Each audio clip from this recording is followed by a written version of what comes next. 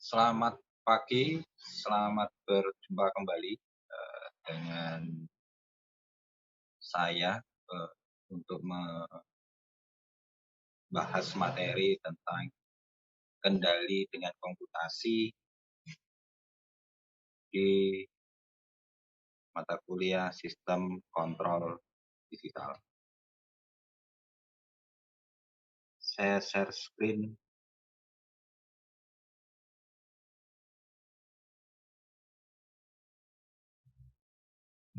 Baik, sudah tampil di sana. Kendali dengan komputasi. Ya, hari ini kita akan membahas beberapa pokok tujuan di antara pencuplikan data sistem kendali, ya, rancangan sistem kendali digital, kemudian sinyal diskrit, selanjutnya fungsi waktu diskrit, dan persamaan beda dari persamaan diferensial, kemudian impuls, terakhir ditutup dengan transformasi Fourier impuls. Kita mulai dengan pencuplikan data sistem kendali. Ya, jadi Anda bisa dilihat di share screen atau di layar Anda. Oke, jadi ada fungsi YT, fungsi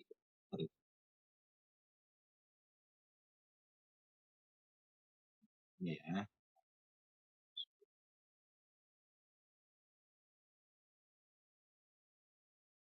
Ini fungsi YT. Jadi fungsi sinyal analog. Sinyal analog. Sinyal analog itu sinyal apa sih? Ya, sinyal yang memiliki nilai, memiliki value dimanapun. Ya, YT itu ada di sini. Ini.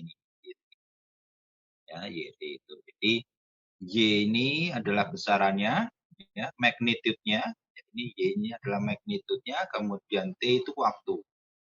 Ya. Jadi waktunya bisa kapanpun ya, 0,0001 detik, kemudian 0,05 detik misalkan. Dimanapun ada nilainya. Nah ini perhatikan, dimanapun ada nilainya, continue, tidak ada putusnya. Ya. Kemudian disampling. Nah ini namanya sampling. Dicuplik. Dengan cara bagaimana? Dengan cara menggunakan switching saklar ya, pensaklaran begini. Nah, ini saklar. Jadi buka tutup. Periodenya apa? T0. Ya, periode membuka dan menutupnya ini adalah T0. Hasilnya ya menjadi sinyal kontinu. Sinyalnya masih kontinu. Sinyalnya bisa di mana-mana. Ini kontinu ya, sinyalnya masih kontinu. Namun waktunya sudah diskrit. Ya, yang diskrit apanya? Waktunya. Ya, ini waktunya menjadi diskrit. Ada, tidak ada. Jadi ini bagian yang ada ya. Nah, ini bagian diambil nilainya, kemudian yang di sini juga yang diambil nilainya, dan seterusnya. Sementara yang di sini tidak ada. Ya, yang yang ini tidak kosong. Yang saya kasih tanda panah ini kosong. Nah, jadi continue discrete artinya bahwa magnitude-nya atau amplitudonya itu adalah kontinu. Amplitudo itu ini ya, besaran ini ya. Ini amplitudo, ini amplitudonya ini, nah besarannya adalah kontinu. Sementara yang diskrit adalah waktunya. Jadi Anda tanya, misalkan waktu, misalkan di sini katakanlah dikatakanlah 0 apa 1 2 3 4. Nah, Mas katakanlah 4,5 gitu ya. 4,5 detik. Nah, misalkan begitu. Nah, itu kosong, nggak ada datanya, nggak ada value. Nah, ini menjadi namanya fungsinya YP, ya YP. Jadi tadi kan Y saja. Nah, sekarang ada penambahan P artinya value-nya tinggal di sini ya. Discrete ya. Artinya waktunya discrete. Kemudian diproses lagi yang namanya ADC ya, analog to digital converter ya, mengkonversi sinyal analog. Ini kan analog, masih analog ini, value bisa apa saja kan, value-nya bisa mana saja ya, menjadi sinyal discrete YD ya. YD ini discrete ya, benar-benar discrete baik waktunya. Jadi yang discrete apanya? Yang discrete amplitudonya, amplitudo berserta waktu. Ya, waktunya bisa discrete. Ya, jadi dua-duanya discrete, ya, amplitudonya discrete, waktunya discrete, ya, terbatas. Jadi seandainya ini nilainya katakanlah ini nilainya sudah dibatasi ya, ini nilainya 1, 2, 1,5 nggak ada. Ya, misalkan dibatasi per 0,5 bisa 0,5, 1, 1,5, 2, 2,5 dan seterusnya begitu ya. Namun kalau ditanya 1,25 ada nggak? Nggak ada karena kan per 0,5 ya, per 0,5. Jadi discrete ini terbatas terhadap apa kan gitu ya. Ada setiap, nah kalau di elektronika digital kita bahas namanya setiap apa gitu ya. Ya, setiap 0,5 volt discrete-nya waktu misalkan per 1 detik, per setengah detik, per seper 10 detik dan seterusnya. Baik, saya kira itu sudah cukup jelas. Nah, ini gambaran berikutnya mengapa ada amplitudo discrete ya. Nah, ini mungkin bisa lebih jelas. Jadi ini jika disampling, dicuplik setiap 2 detik. Ya, satu sampel setiap 2 detik. Nah, ini 2 sampel per detik. Ya. Jadi lebih rapat. Ya. Jadi artinya ini terjadi 2 kalinya, satu sampel setiap 2 detik. Ya, yang di sini 2 sampel per detik. Berapa kalinya? Ya, 4 kalinya kan? Bisa 4 kalinya. Ya. Jadi satu sampling, ini satu sampel, ini satu dari sini satu sampel, ini dicuplik selama 2 detik. T-nya ini 2 second. Tapi yang di sini 2 sampel per detik. 2 sampel per detik. 2 sampel per detik.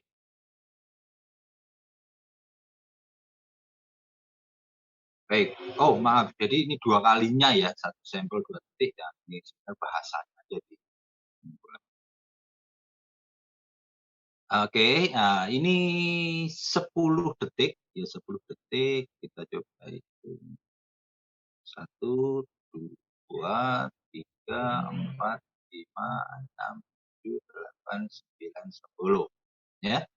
Maka yang di sini kan harusnya 21, 2, 3, 4, 5, 6, 7, 8, 9, 10. Oh ya.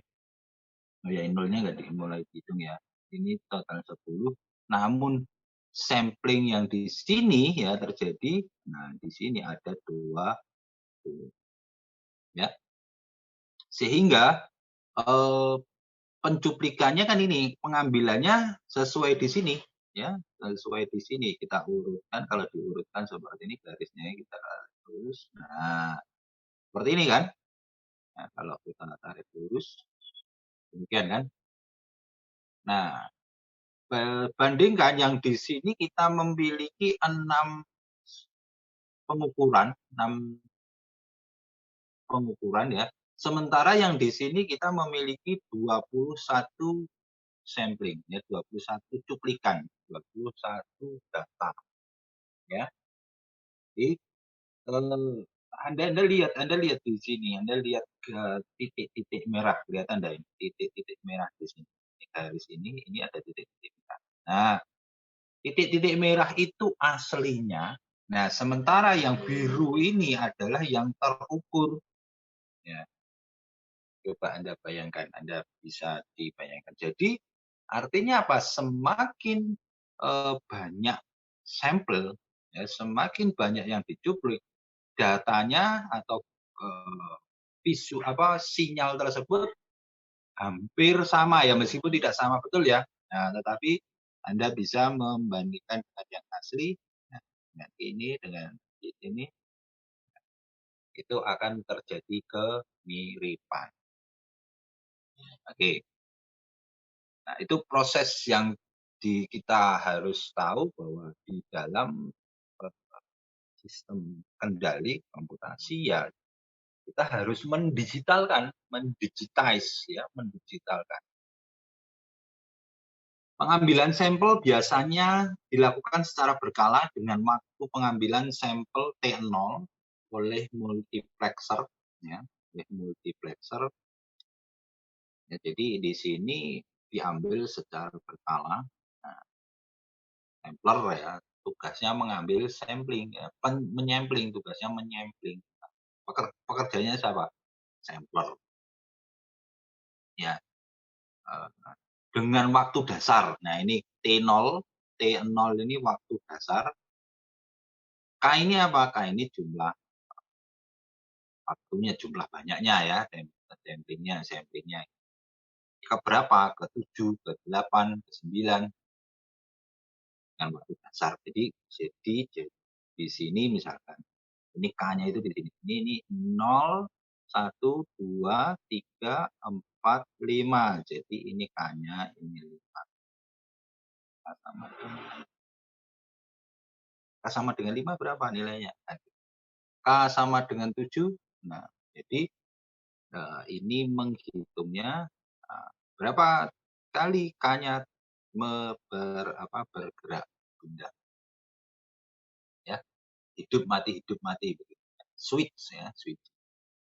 Nah, ini hasilnya masuk ke analog to digital ya, sama seperti ini, analog to digital menjadi magnitude-nya YD ya. Jadi ini nilainya YD. YD ya, kemudian di sini didigitalkan ya, digital komputerkan ya, menjadi nilainya namanya UD ya, UD.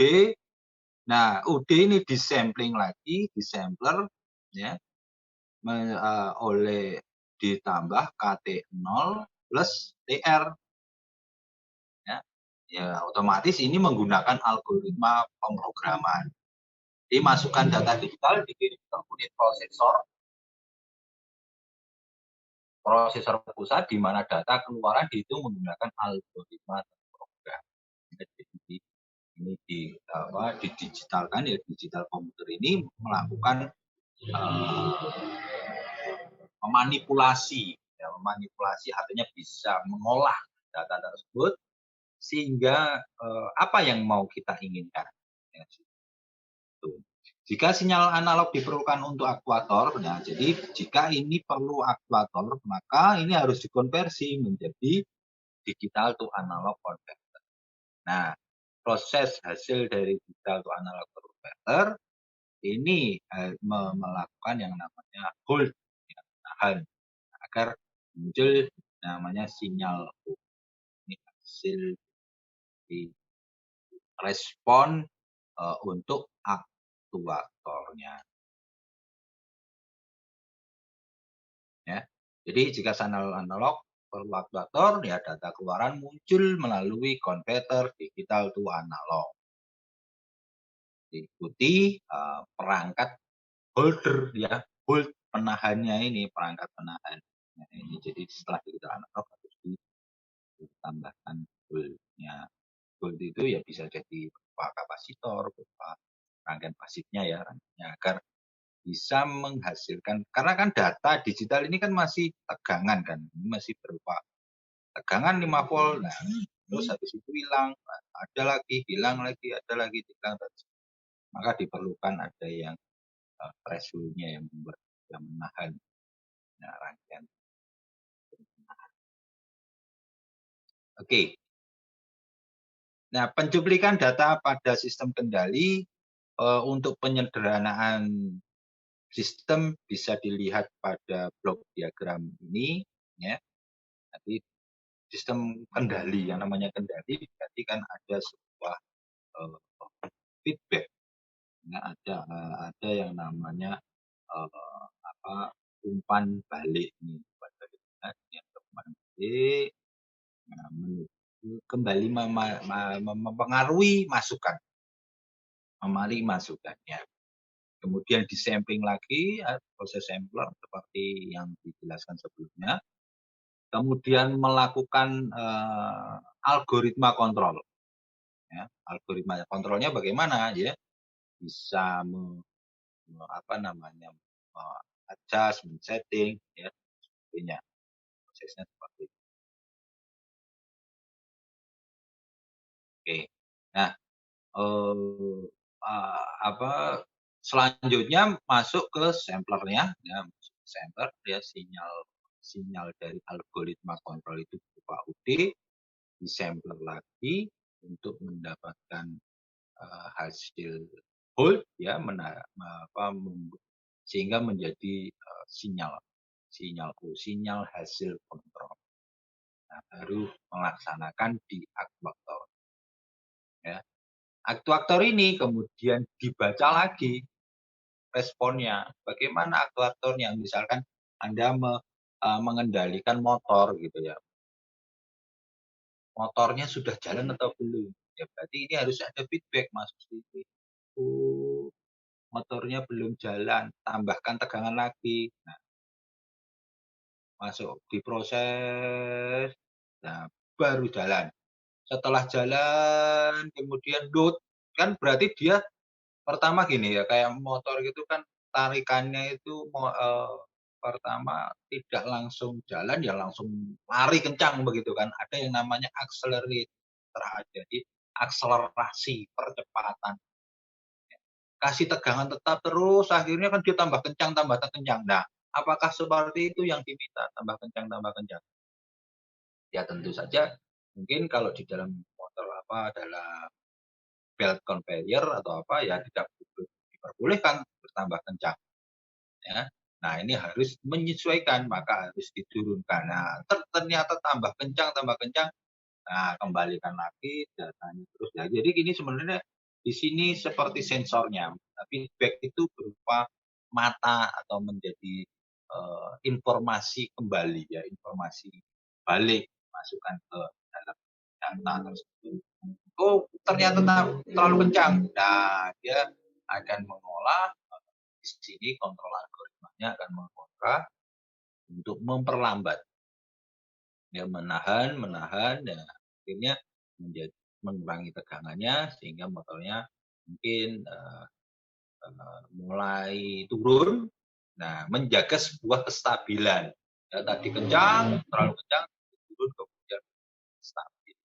Inilah yang dijaga, kendali, ya, yang dikendalikan. Ya, oke, itu jadi variabel yang dimanipulasi U dihitung dengan algoritma kontrol menggunakan variabel kontrol Y, ya. Jadi dari variabel kontrol Y, jadi variabel kontrol hasilnya jadi U, ya, sinyal U. Nah, loop data sampel tidak hanya di dalam koneksi komputer proses, data itu juga terjadi ketika variabel yang diukur hanya ada pada saat tertentu, misalkan ya antena radar yang berputar. Ya, jadi posisinya misalkan radar itu kan berputar. Jadi posisi pembacaan. Oh, sekarang sedang posisi membaca ke utara. Radar tahu ya, saya kira radar itu untuk mendeteksi pesawat. Nah, kira-kira bentuknya seperti ini antenanya. Ya, yang ada di ATC, nah, bandara pengontrol traffic di bandara ya. Nah, ini berputar 360 derajat. Ya, ya posisi let's say anggap aja ini sudah 180 derajat karena menghadap ke sini misalkan. Ya. Jadi punya orientasi misalkan 180 derajat adalah posisi menghadap utara misalkan. Otomatis kalau sebaliknya ini menghadap ke selatan. Ya. Dan seterusnya ya. Jadi di sini kalau nah ini radar ini sebagai umpan balik misalkan. Jadi hasil outputnya ini bisa berupa oh sekarang posisi utara ada apa kan gitu.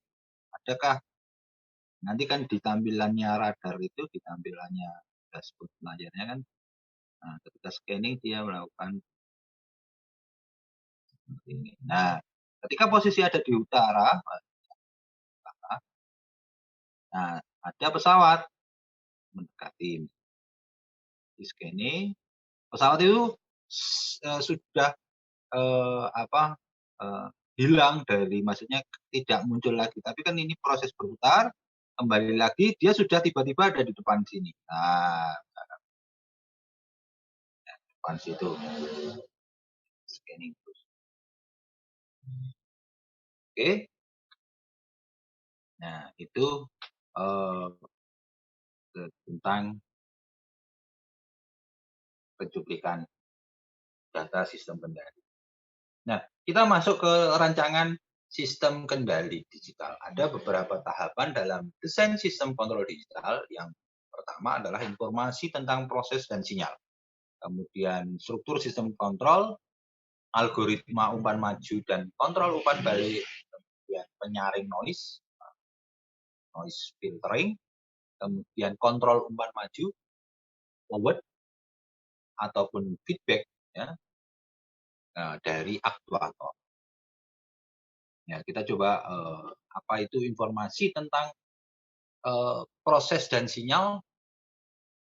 Ya, dasar dari sistem kendali ya, sistem kendali adalah tersedianya informasi tentang proses dan sinyal yang disediakan misalkan oleh input, output, variabel status yang dapat diukur langsung.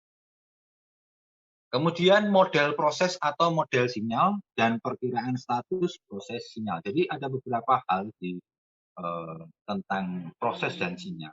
Itu bagian input, output, variabel status. Nah, ini merupakan yang bisa kita ukur. Kemudian kita menggunakan model seperti apa untuk pemrosesannya. Ya, model seperti apa atau model sinyalnya bagaimana. Ya. Tentu saja akan berbeda sinusoida dengan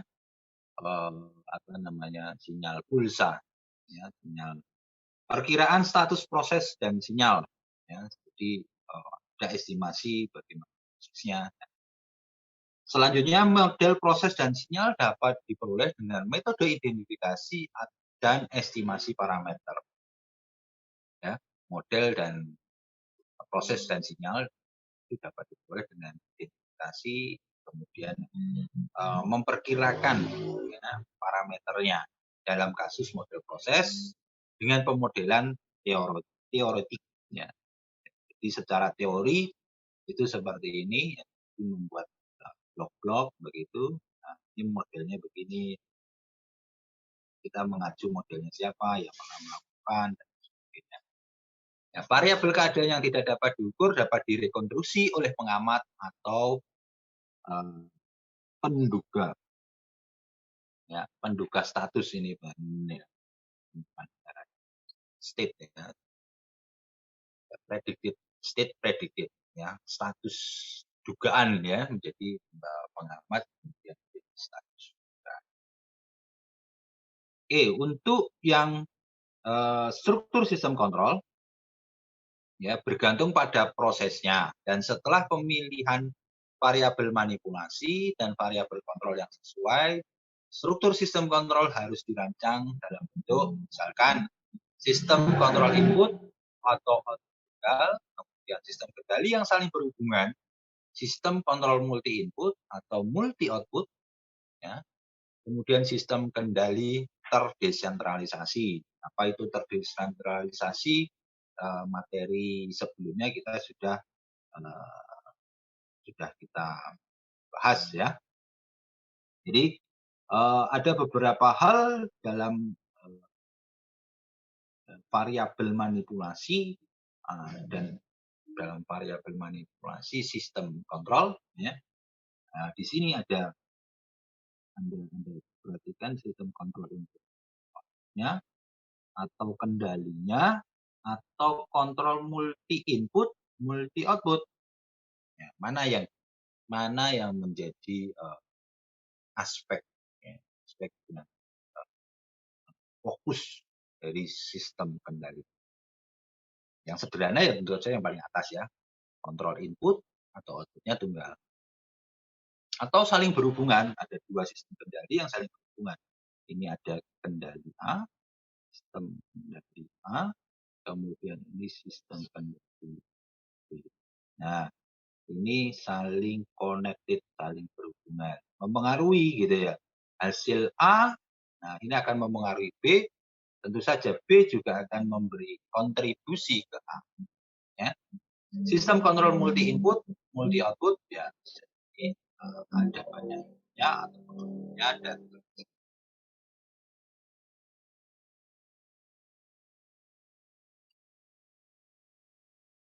ini ada layar ganda ini ya, tadi sudah ini sistem ini sudah kan, iya sama. Oke, masuk ke struktur sistem kontrol. Nah, ini yang bloknya ya, yang telah disederhanakan bloknya sistem struktur sistem kontrol. Ya, ini struktur sintesisnya. Jadi di sini membahas tentang algoritma, desain, ya. Kemudian ini topiknya tentang pengaturan, ya, adjustment, ya, penyesuaian, kontrol penyesuaian, sehingga masuk ke beta ini ya, di sini beta ini sinyal di sini merupakan menjadi algoritma kendali. Nah, algoritma kendali ini menghasilkan yang namanya kendali aktuator, kemudian proses, nah, ada noise filtering, ya.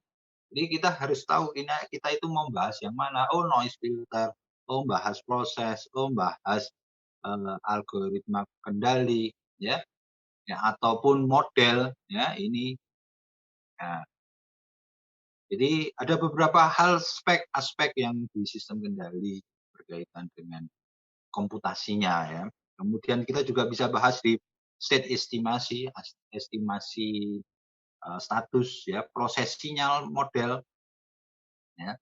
Kemudian proses sinyal analisis, ya, ini berkaitan dengan inputnya ya. Kita bisa memproses. Nah, ini topik-topik yang bisa kita bahas di dalam sekup sistem kontrol. Ya, banyak sekali. Ya. Oke, algoritma umpan maju dan kontrol umpan balik. Ya, akhirnya algoritma feed forward, umpan maju, dan kontrol feedback kontrol akan dirancang, disesuaikan atau disetel ke proses. Ini dapat dilakukan dengan menggunakan aturan penyetelan sederhana untuk parameter. Jadi kita harus punya yang namanya parameter. Nah, parameter itu acuannya berapa? Oh, 25 derajat. 25. Oh, aturannya berapa? Aturannya 36 derajat itu suhu badan manusia misalkan begitu. Ya, ada pun yang namanya parameter. Nah, parameter ini siapa yang mendeklarasikan? Orang sehat itu 36 derajat. Kata siapa kan gitu. Nah, ini kita harus punya dasarnya. Oke. Kemudian desain dengan bantuan komputer ya, komputer. Ya, jadi bantuan komputer ini sangat membantu dalam proses kalkulasi, menghitung ya. Kemudian membuat struktur program. Ya, algoritma kendali adaptif yang mengoptimalkan diri sendiri. Ya, self optimize, ya, mengoptimasi. Jadi ini bisa ini mengarah ke yang namanya artificial intelligence, ya, artificial intelligence, ya, artinya AI atau artinya dia bisa mengembangkan dirinya tanpa perlu kita kontribusi dari luar, dari manusia, dari sistem lain. Dia bisa mengembangkan dirinya untuk mengontrol kendalinya, ya, mengoptimalkan.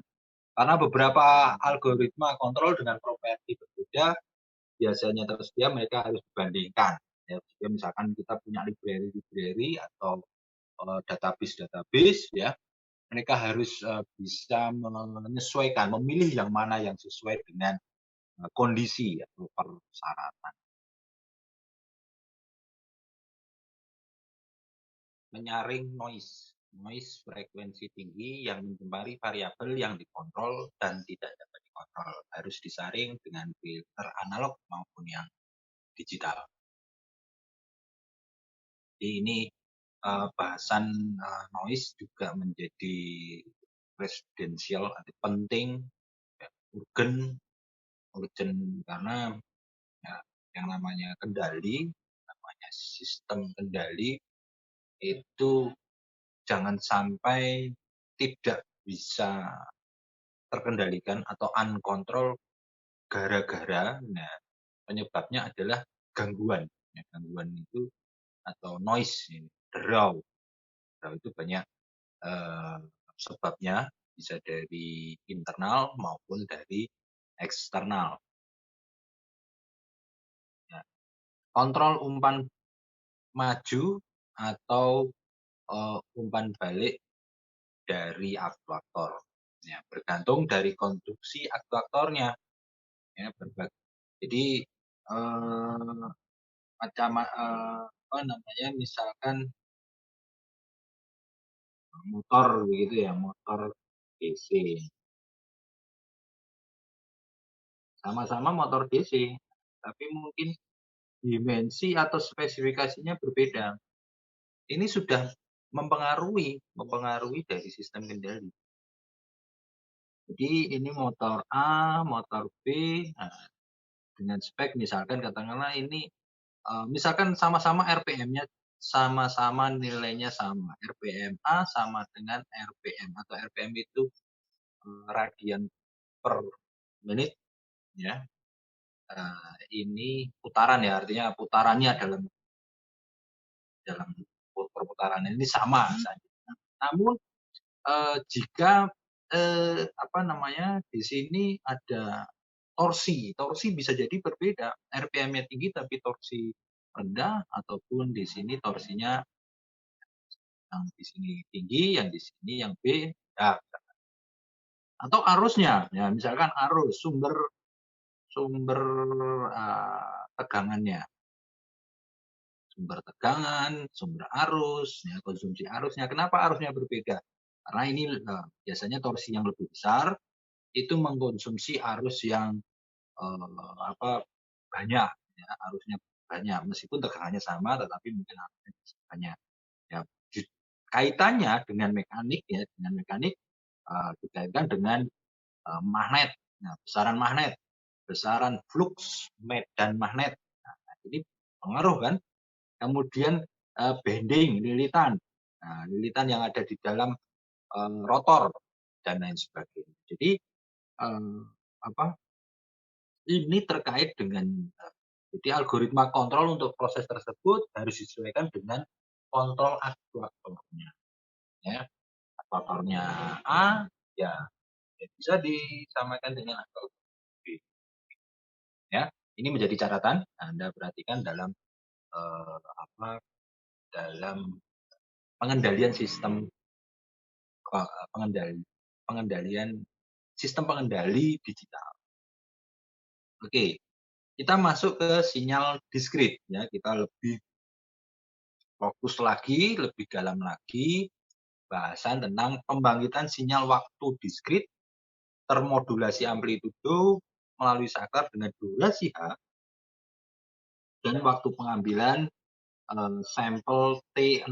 Nah, ini waktu pengambilannya T0 ya. Kemudian ini sinyalnya sinyal analog ya, XT ini sinyal analog masuk kemudian keluar menjadi XP ya, XPT. Nah, menjadi sinyal eh, apa terdiskrit ya, waktu diskrit. Nah, lihat perhatikan di sini.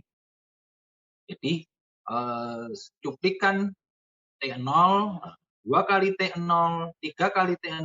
Nah, berarti ini 2, 3, 1, 0, ya, 0, 1, 2, 3, dan seterusnya. Nah, ini nantinya yang tadi kita sebut, nah, itu faktor apa namanya, faktor K ya, K-nya itu dinyatakan apa namanya, notasikan dengan K. Nah, berapa lama cuplikannya, ini namanya H, ya. Ya, jadi pembangkit rangkaian pulsa ya termodulasi amplitudo waktu diskrit melalui deteksi periode sinyal kontinu dengan saklar menutup dengan waktu sampling T0 untuk periode waktu H. Jika durasi saklar H sangat kecil ya dibanding T0, apa namanya, itu jauh sangat kecil daripada T0 ya dibanding dengan waktu pengambilan sampel T0, dan jika saklar diikuti oleh elemen transverse linier dengan waktu konstanta T I lebih besar daripada H, rangkaian pulsa XT dapat diwakili sinyal waktu diskrit. Nah, jadi ini akan menjadi SP ini SPT ini menjadi X K T0 ya. Itu kondisinya seperti itu syaratnya ya. Jadi ini waktu ini sangat kecil daripada T0-nya. Maka K-nya ini kita bisa memasukkan faktor K. Kemudian eh, XKT0 ya adalah amplitudo untuk contoh pengambilan sampler dan saklar menjadi sampler. Jadi ini merupakan jadi samplernya ini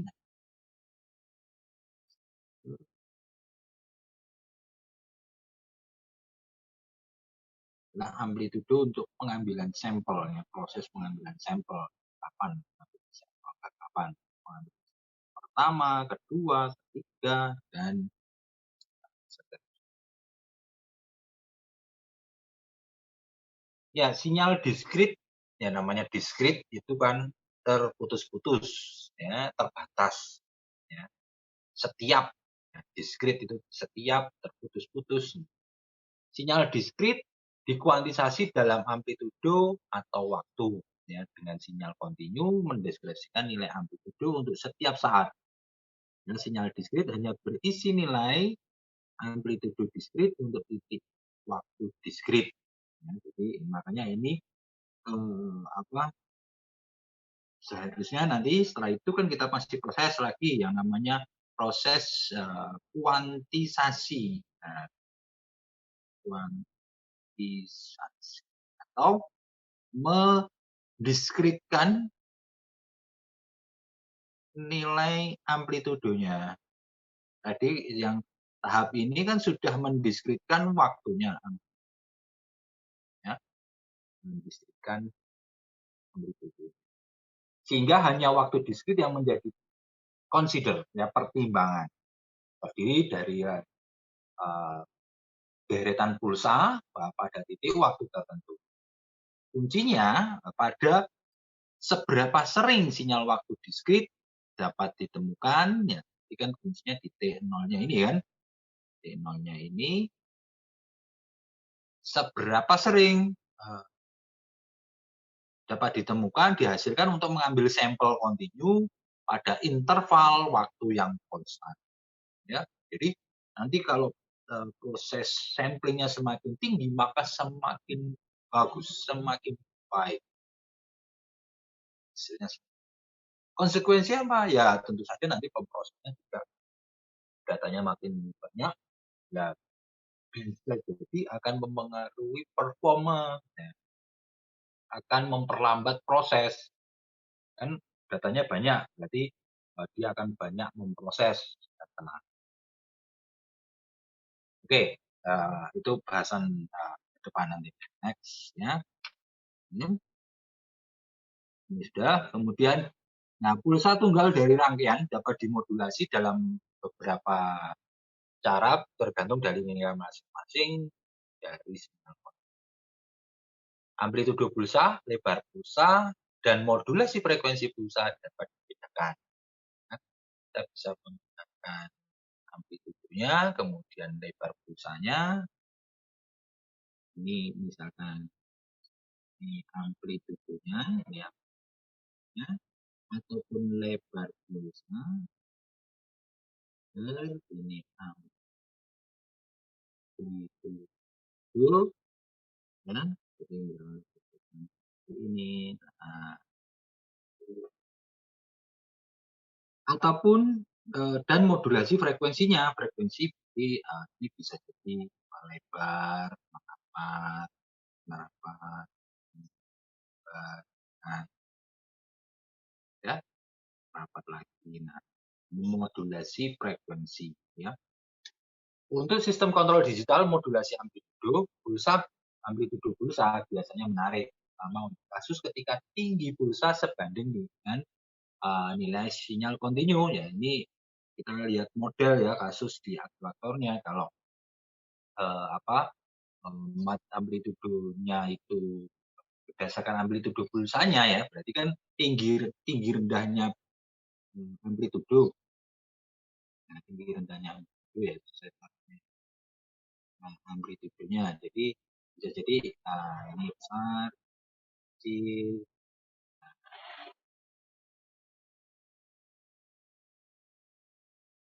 Nah, seperti ini.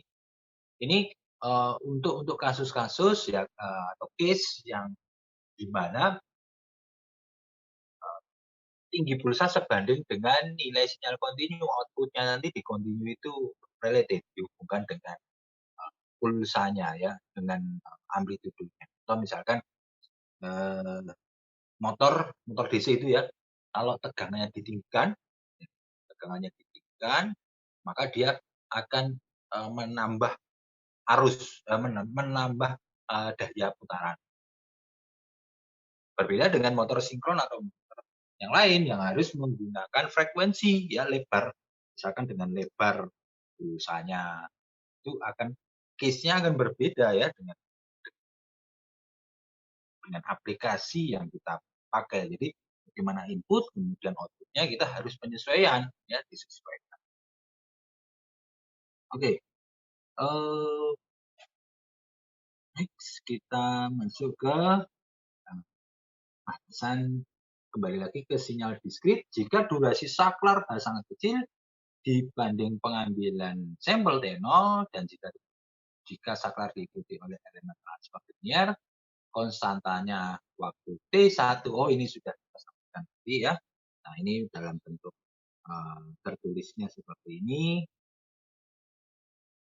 T0 ini, ya, ini T0, T0, kemudian akan menjadi X T0. K itu sama dengan waktu dibagi T0, ya. Jadi misalkan ini per T0 itu berapa? T0 itu misalkan, misal ini T0 setiap 1 detik. Setiap 1 detik. Maka jika di sini tiba-tiba kita menganggap aja kita mendapat nilai durasi waktu di sini adalah 15 detik. Maka K-nya ini berapa? K ini adalah K sama dengan 15 dibagi 1, ya K-nya artinya ini nilai K 15. Nah, K T0. Nah, K kali T0, ya kan? Ya. Ya, jadi K kali T0 ini, ya K kali T0 ini merupakan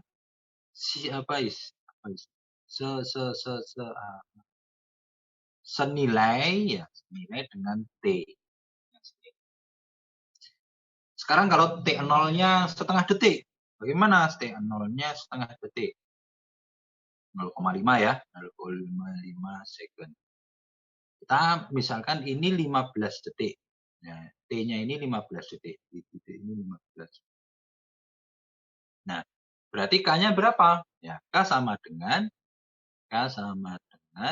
15 dibagi 0,5. Nah, ada 20. Kayaknya 20. Jadi ini K ke 20. Ya, ini di sini adalah K ke 20 untuk contoh T0 sama dengan setengah detik. Jadi T0 itu pencuplik setiap apa kan gitu ya, setiap setengah detik, seperempat detik, setiap 0,0002 detik misalkan. Ya, setiap apa ya. Jadi ini maka K-nya juga akan mengikuti kan begitu. Nah, ini relasinya terhadap dengan T tersebut ya, waktu tersebut. Ya, kita sudah paham di ini waktu diskrit ini. Kita lanjut ke fungsinya ya, fungsi waktu diskrit. Nah, ini kan termodulasi X T ya, yang dihasilkan melalui pengambilan sampel pada jarak ya, ini X T-nya X kecil ya, T-nya T kecil, T-nya ini notasi bukan T-nya ini notasi. Ini ya. Karena memang di PowerPoint itu ya proses pengeditan itu cukup menyita waktu. Nah, XT sama dengan X K T0. Nah, tadi sudah kita tahu ya. Di mana T, nah T sama dengan K T0. Benar nggak? Benar kan? Tadi kan kita sudah hitung K-nya itu berapa? K sama dengan T per T0. Ya. Nah, misalkan tadi kan kita menghitung 15 detik, T0-nya per setengah detik, 0,5. Nah, berarti K itu kita dapatkan 20. Nah, ya. Nah, artinya T itu sama dengan K kali T. Waktu itu sama. Waktunya ini sama dengan T0. Ya, jadi ini sama. Ya. Kemudian ke XT sama dengan 0. Nah, jika sinyal ini bernilai, nah sekarang ini nilainya 0 untuk kapan? Nilainya 0 untuk KT0 ya. KT0 di antara T dan K plus 1 T0. Maksudnya. Sebenarnya gambarnya kan nah, kita itu kan ngambil yang namanya K1, ini K1, ini K2. Nah, Kapan itu bernilai 0? Nah, sinyal ketika ini Xt sama bernilai 0 itu saat di sini. Nah, ini loh. Ini di antara itu adalah 0. Nilai nggak ada nilai, nggak diambil. Karena tadi proses sampling-nya, paham ya? Jadi sebenarnya di waktu diskrit itu hanya dua nilai, ada terjadi dua nilai yang saat xt t sama dengan xk t0 atau xt sama dengan 0. Adanya ada dua nilai. Ini ada value, ini ada value atau kosong. Nah, ini kan kosong, ini kosong atau tidak diambil nol. Ya, tidak. Sebenarnya sinyal aslinya ada, tapi karena tadi kita bahasanya digital, diskrit, nah diskritnya adalah diskrit waktu, maka di sini tidak terambil. Oke, ini sebuah contoh fungsi waktu diskrit. Nah, ada fungsi kontinu ya, fungsi dasar, fungsi kontinu, fungsi dasar xt. Nah, ini fungsi dasar itu dinyatakan e pangkat minus at. Disampling dengan fungsi diskrit dengan t, xt0 menjadi, ya kalau kita sampling t-nya kita ubah, nah otomatis di sini t-nya ini juga kita ubah, ya, kita ubah seperti itu. Sehingga hasil eksplisitnya xt itu, ya, x transformnya perubahannya adalah xkt, ya. T-nya ini secara eksplisit bahwa T itu sama dengan KT0, ya. Oke, itu salah satu contoh saja. Kemudian difference equation dan diferensial, persamaan diferensial. Ya, persamaan selisih. Selisih itu berarti kurang, ya, berarti selisih itu ada. Kemudian berbedaan, ya, jadi antara besar dan kecil pasti ada selisih. Entah itu yang ini besar atau kecil pasti ada selisih. Juga dapat diperoleh dengan mendeskripsikan persamaan diferensial. Dari persamaan diferensial kita bisa dapatkan di sini perbedaan orde pertama didekati dengan beda orde pertama, beda orde kedua dengan beda orde kedua, dan seterusnya. Hubungan berikut, ya, ini nih gambar penjelasannya, ini bisa kita nanti dibahas lagi kalau ada terpotong, ya. Fungsi kontinu pada saat diferensial orde pertama, ya, ini orde 1. Ini fungsi diskrit pada orde 1. Jadi fungsi kontinu dx per dt, ya, xt per dt itu adalah pendekatan limit xt min xt delta t, ya, per delta t. Itu kalau di dalam diskrit, maka delta x ek, ya, itu sama dengan xk minus xk dikurang 1. Jadi sinyal sekarang dikurangi sinyal yang lalu, itu namanya delta k. Untuk orde kedua, ya, orde kedua, ini orde pertama, ini orde kedua, ya. Berarti kan turunannya lagi, kan, turunannya diturunkan lagi dx per dt, ya, ini diturunkan, sayang ini terpotong, ya, dx kuadrat t, ya, per dt kuadrat, nah, sama dengan limit, yang menghasilkan ini untuk fungsi diskritnya. Nah, ada deretan impuls, ya, perlakuan matematis secara bijak fungsi diperoleh jika rangkaian pulsa XP didekati oleh rangkaian impuls B. Ya, impuls di mana ini notasi ya, notasi apa namanya? Simbol ya. Nah, begini delta ini impuls. Impuls itu berarti apa? Jejak. Nah, ini um,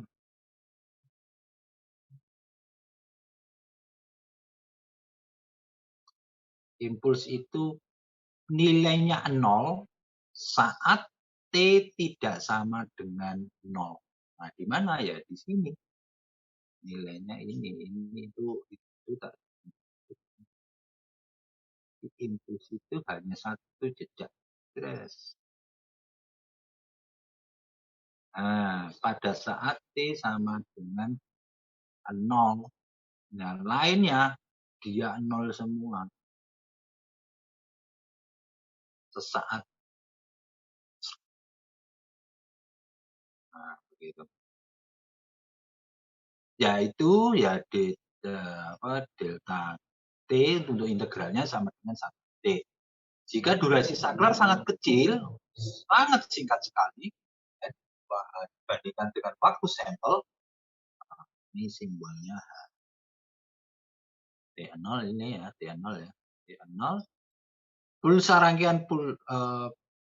rangkaian XPT dengan luas XTH dapat didekati dengan persamaan impulsnya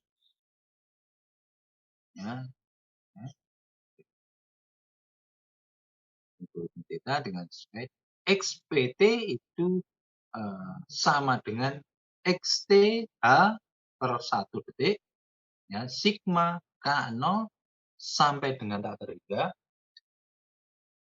untuk delta T minus KT0. Ya. Berarti ini terjadi proses, kalau sigma ini berarti proses perulangan. Ya. Di proses berulang, K0, K1, K2, K3, dan seterusnya K-nya dimasukkan. K0, 1, 2, 3, 4, dan seterusnya sampai tak terhingga.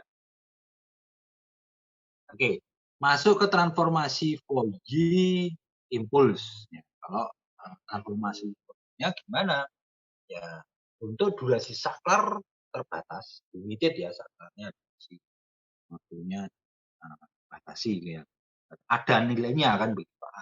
Anggap aja durasi saklarnya proses ini dibatasi. Deretan pulsa XPT dengan aproksimasi pendekatan theta T ya harus dipertimbangkan dengan rentang frekuensi. Jadi kita harus melihat range frekuensi. Deretan pulsa XPT diasumsikan terdiri dari rangkaian persegi panjang dengan berta dan tinggi XKT0. Ya, ini juga dianggap sebagai saklar yang menghasilkan sinyal pembawa dalam bentuk rangkaian pulsa persegi panjang PT ya, dengan tinggi 1 sebagai berikut. Jadi anggapannya seperti satu tadi ya, sinyal itu dianggap berdiri sendiri begitu. Nah, sehingga PT ya, PT itu sama dengan sigma hanya mulai dari 0 ya, sampai tak terhingga. Yang diulang apa? Yang diulang 1 T min KXT0 ya, ini dikurang 1 T KT0 min HT0. Atau ini bisa kita sederhanakan ya, PT itu sama nilainya B ya untuk T min KT0. Di mana K sama dengan 0. Nah, berikut ilustrasinya akibat dari formasi ini kita bisa menghitung ya, bisa menghitung bahwa ini nilai sama X PT itu ya, PT itu. Kalau K-nya berjalan berikutnya, maka dia akan mengisi makin sedikit, naik lagi, bentuknya menjadi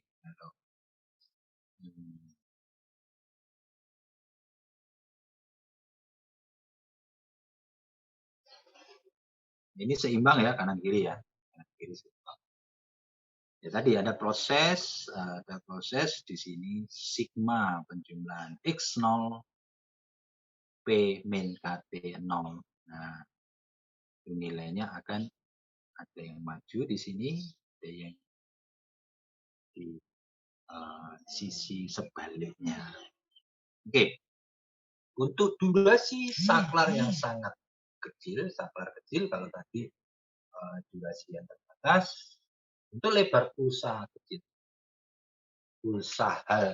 pulsanya H, lebarnya pulsanya ini, jadi kan T0-nya itu sebagai waktu sampling, waktu suplai itu sama.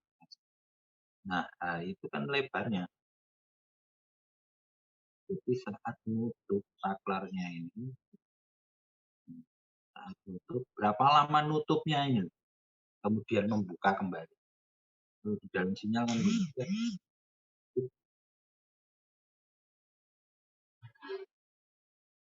ini hanya T0 itu di mana? T0 itu ini T0.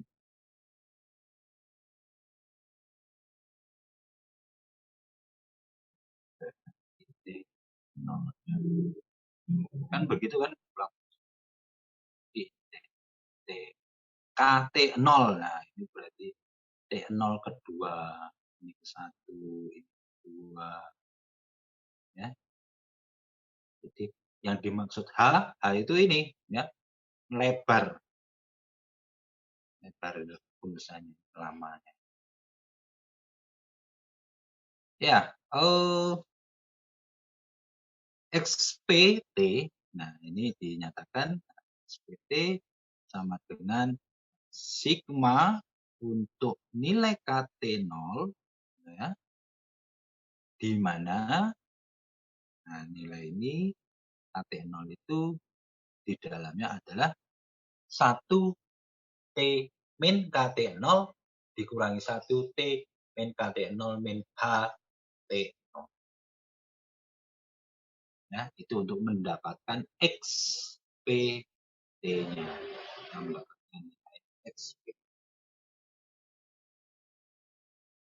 Oke, ini Fourier-nya, sinyal fungsi Fourier bentuknya ya, adalah seper T0 sigma P sama dengan min tak terhingga, mulai min tak terhingga sampai dengan tak terhingga untuk XI omega min omega 0. Jadi Y ini adalah representasi cara berhitung Y ini untuk memodelkan sehingga menjadi demikian ya. Ini kan omega.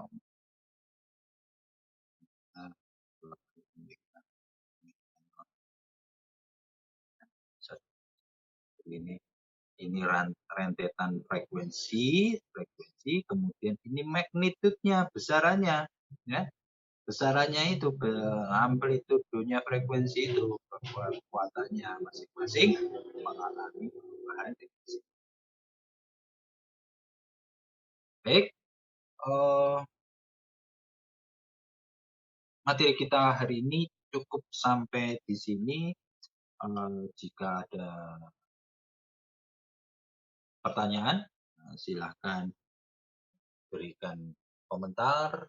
Sekian dan terima kasih. Sampai bertemu di lain kesempatan.